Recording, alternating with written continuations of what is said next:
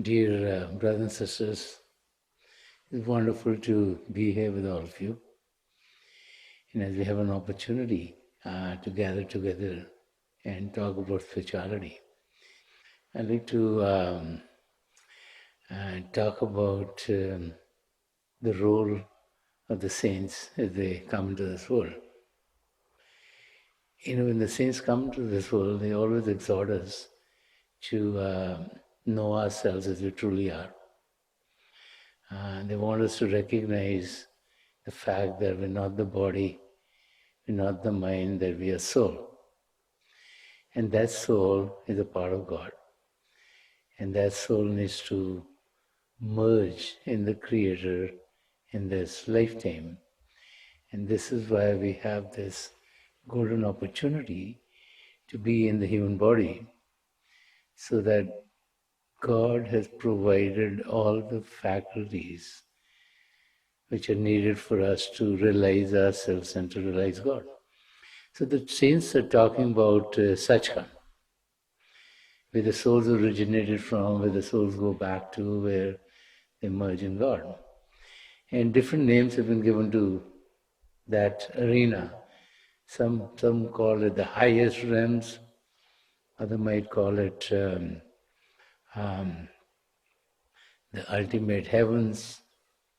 So different words have been used to talk about the region or the arena in which we find the merger of our real self, our soul, with God. And the practice that is talked about by the saints and mystics to get there is the practice of meditation. And so meditation is a means by which we can reach our goals. And so when you think about meditation, when you see someone meditating, you see they're sitting still. And to a person who's not familiar with what is happening, it looks like they're doing nothing. It looks like it's a person sitting, closing their eyes, and nothing's going on. And so many people who are not aware of spirituality, are not aware of meditation, are not aware that our real self is the soul, start to question, what is this person doing? Sitting in silence, doing nothing. Doing nothing in this world means it's boring. Because we just brought up, we get up in the morning, we have to do something. We brush our teeth, we get up, we take a shower, we go to work, hopefully we do something there. We're doing something. All day long we are kind of doing. And so we feel if we either are speaking, if we are listening, we are watching, that we're doing something. And so when there's an activity, if it looks like nothing's being done, it seems boring, because if you sit by yourself, no one to talk to, you're not doing anything, you're not watching something on TV, you're not cooking in the home, it gets boring to a person. So most people who are not familiar with meditation think of it as a boring activity. And so they feel so entangled or engrossed in whatever they're doing that this to them is not interesting. Now, if you're not going to be getting in that direction, you're not going to reach your goals. So there was a saint, and he had many disciples, and as has been traditionally, over the years, when a saint has some disciples, you're talking about spirituality, all kinds of people come. Many people come who've never heard about spirituality, who've never thought about themselves, who are not clear what this life is all about, how should we be spending our time, where should our focus be. So there's always this talk about our soul merging in God and we being here. And so, talk comes in, and then this is a world of illusion, and people are stuck in the places here. And so this disciple has a very interesting question for the saint. He said, God the Creator can do anything. because everything is under God's jurisdiction. So why is God not saying shush and pull all the souls up? So the saints say, yeah, God can do that, but God wants to see who is the one who wants to go up there. And God is not forcing us. God is very loving, and God has given us a long rope, and God is looking for the ones who have a desire to go up. So the disciple says, if it's so loving and Sachkhand is so beautiful and Sachkhand is so nice, you're always with God, there's nothing to worry about. When you're with God, what else do you need? So why don't people go there? Why are all these people and animals and birds and fish, why are they not going back? So the saints tell them, they don't want to go back. He says, what do you mean they don't want to go back? He said, when you see all the living creatures in the world, they are so enamored by the world that they find themselves in that they don't want to go back to God. So they say, how is that possible? Because I hear you talking about how beautiful it is and oneness with God and being with God. That, it's such a place to be so happy. So I can't fathom that these living creatures don't want to go back to God. So as this incident is talked about, it's coming from the past.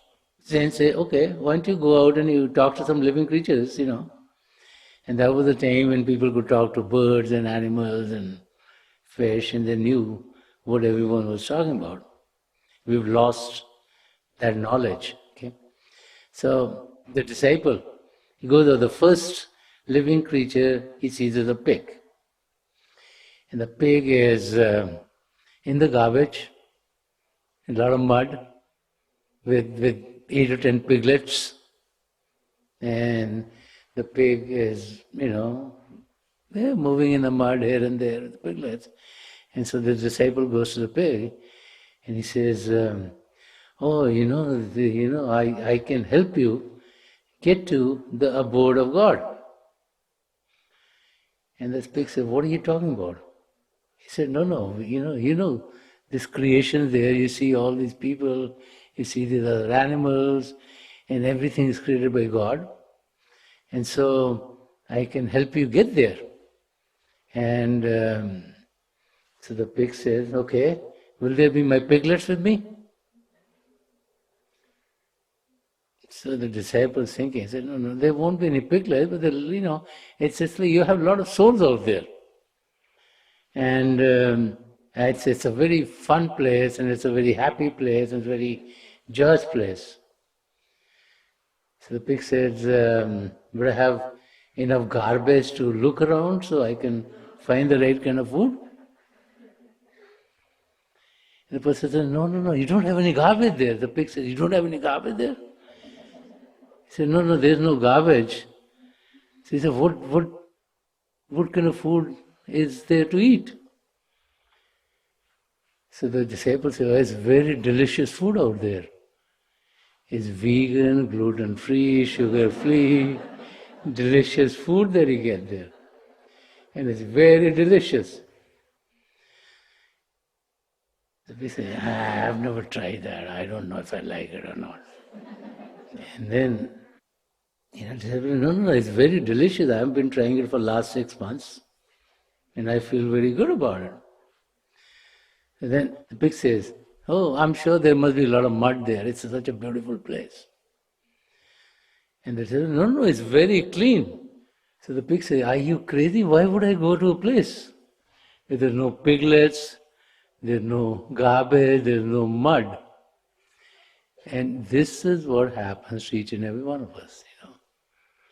We are so entangled in our own environment that we think that this is what we enjoy, not realizing what better things are available to us.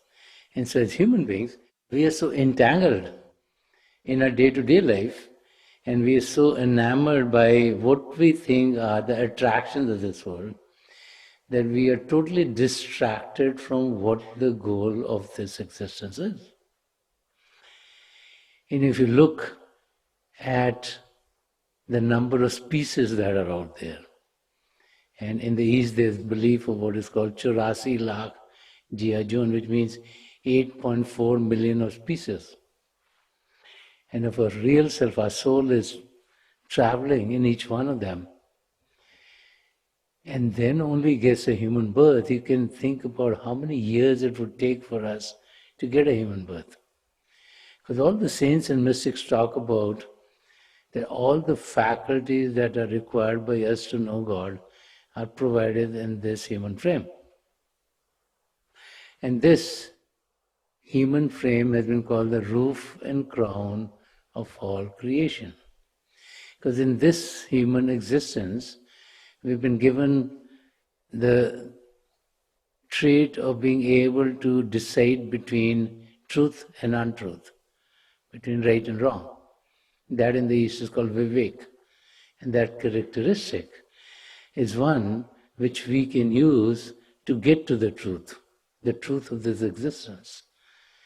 And as we start to dig deep into that arena, we realize that our true existence is not at the level of the body, not at the level of the mind, but there's a force which is making this body run. And that force is our soul. So what is very important is that we be able to experience our soul. Many people say, what is the difference? When I die, I'll see what happens. But when we die, we don't know what is going to happen, so we need to plan.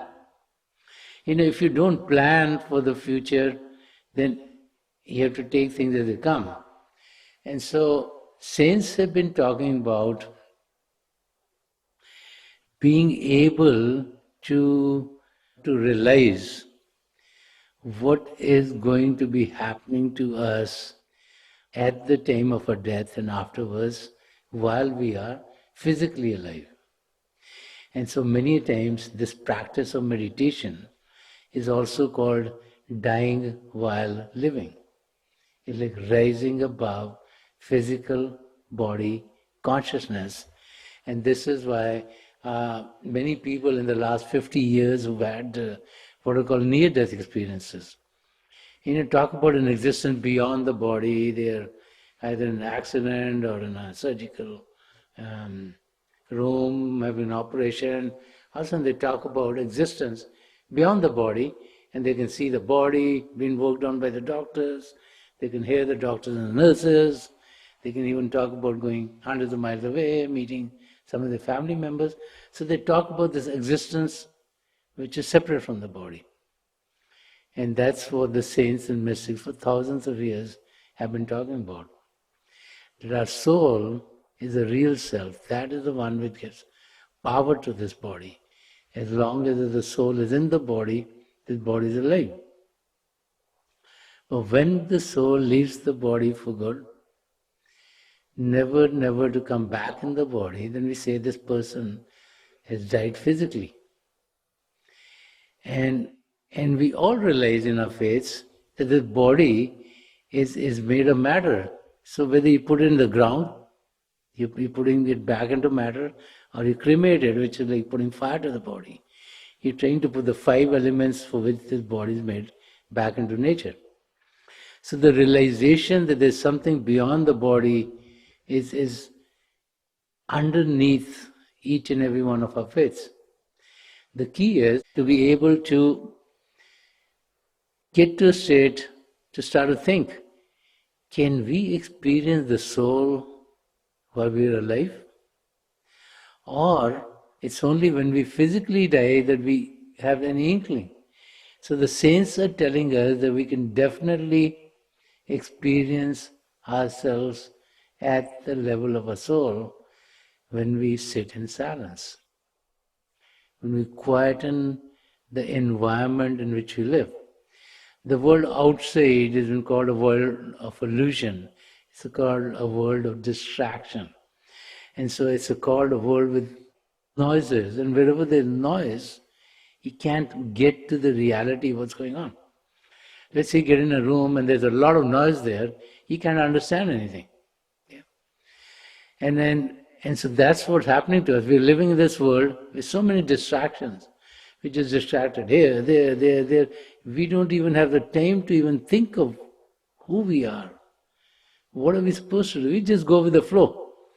We are born in a family, our parents love us, we start a walk with their help, we go to school, we learn whatever traits we learn, we get a job, run a business, we get married, we have kids, we are raising them, and so we think that's all life is.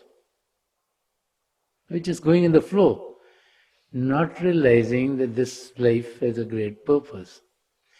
And that purpose is for us to get off the wheel of transmigration, is to find the merger of a soul and God.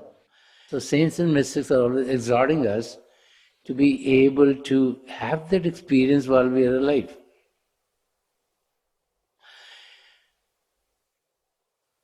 Think of the times when you go on a vacation. So when you go on a vacation, what do most people do? Most people go to an area, they want to see those sights. They say, whatever area you go to, let's say you're going to Switzerland, or whatever area things are beautiful when you take vacation. So wherever you go, you find out what are the areas here to see. You go to see them. You might also, many times, go and enjoy, let's say, sunsets and sunrises. When you go to some ocean, they say, oh, the sunset in this place is very beautiful. You want to see the sunsets and the sunrises. We might also want to, maybe if you go to New York, someone says, oh, there's a Broadway place, they are very, very good. So you might see the sights, you might listen to the sounds, you're enamored by them. Any vacation you go to is full with activities which are beautiful for us to see, beautiful for us to hear, where the food is good, you try to eat in the best restaurants, and you feel, hey, that's a good vacation. When you meditate, you connect with what is called the divine power of God, which is two primal manifestations, that being the divine light and the divine sound. Now, the sights within and the colors within are so much more uplifting than anything else in the world. It's better than any one of the sunsets or sunrises that you'll see in this world. That once you get there and you experience that, then your attention in experiencing that state gets to be more and more and more. And it's just like when you eat something. When you go outside on vacation, you like some food and eat it. And when you eat something, if it tastes good to you, you want to eat that more and more. And as we explore, we then change what we're eating. You might like something, and then you find something that tastes better to you, and you find something that tastes better to you, find something else that tastes better to you. Then you try to eat what tastes better to you, because it fulfills your desires and your needs. So the same way, as we meditate and as we connect with the divine light and sound within, then what is happening is, not only are we experiencing the divine lights and the divine vision and exploring the regions within and the joys of exploring them, and the sights are very beautiful to us. Not only are we listening to the divine sound current, which is so enchanting. Generally when you hear some music that you like, you get in the flow of it. You want to go with the beats, depending on whatever kind of music suits you, whether it's classical or jazz or rock and roll or whatever else is popular these days, then you enjoy it, and you're shaking your head, you're moving around, you're dancing, because it's making you happy. But the music within is so enchanting that it puts you in a state of joy and bliss like you've never experienced before.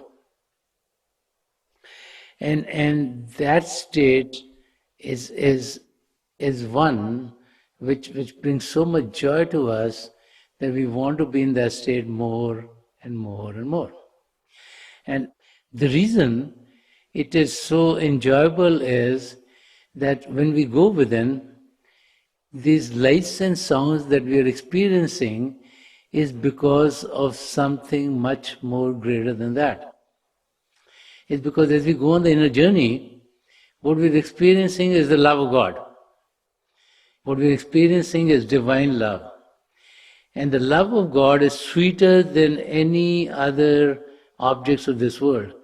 You know, in Punjabi they have this saying, they say, Gur nal ishq mitha.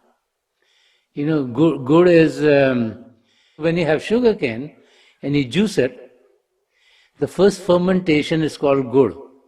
So it's like the real juice just fermented. Okay, that's gur. That's supposed to be the sweetest. So the saying is saying, okay, sweeter than this sweetest is than this gur, this fermented sugar cane juice, is ishq, is like love. And the love of God is sweeter than the love of anything, any love of this world. The biggest love of these worlds are as follows. The love of the mother for the child is one of the biggest loves of this world. The love between husband and wife, between spouses, the love between brothers and sisters, and the love between friends. Okay? So these are some of the loves that we find in this world. Okay? But divine love is much, much more sweeter than any one of these loves. And as we go within, on the journey within, it's not only the lights that we see, it's not only the sounds that we hear, it's the love of God which penetrates each and every pore of a being. And it's the love of God which is going to propel us towards our goal, which is to be one with God. And all the scriptures of the world are saying, those who love are the ones who find God.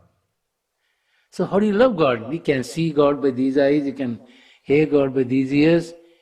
You experience God when you sit in silence, when you meditate. God is within each and every one of us, but if we don't go within, then we go without. We're not going to get it. So the key is to go within. Because God and all the bounties of God, everything that's full of joy and happiness is within each and every one of us. And to go within, that process called meditation, or sitting in silence, or praying with attention. These are various names to activities which make us recognize who we truly are, which make us realize for the purpose of this life is, which puts us on the spiritual journey back to the Creator, so that this opportunity that we have in the human body, that the purpose for which we are alive would be fulfilled. So let us just meditate for a few minutes. There's nothing better than meditation. Please sit as comfortably as you can. Close the eyes very gently, just like you close them when you go to sleep. Your eyeballs should be straight, focused 8 to 10 inches in front of you. And as you close your eyes, those of you who have been initiated in the mysteries of the beyond, please do your Simran. And those of you who are new here, please repeat any name of God that you feel comfortable with. This repetition of God's name should be done mentally and not out loud. I pray to God Almighty to help each and every one of us connect with the divine power within and to experience the divine light in its effulgence. We'll be sitting for a few minutes, and may the blessings of Hazur Baba Sawan Singh Ji Maharaj, Param Sant Kripal Singh Ji Maharaj, and the Alpro Sant Darshan Singh Ji Maharaj be with each and every one of us, and may we be guided into the regions beyond. I'll be getting you out of this meditative practice, and my best wishes are with each and every one of you.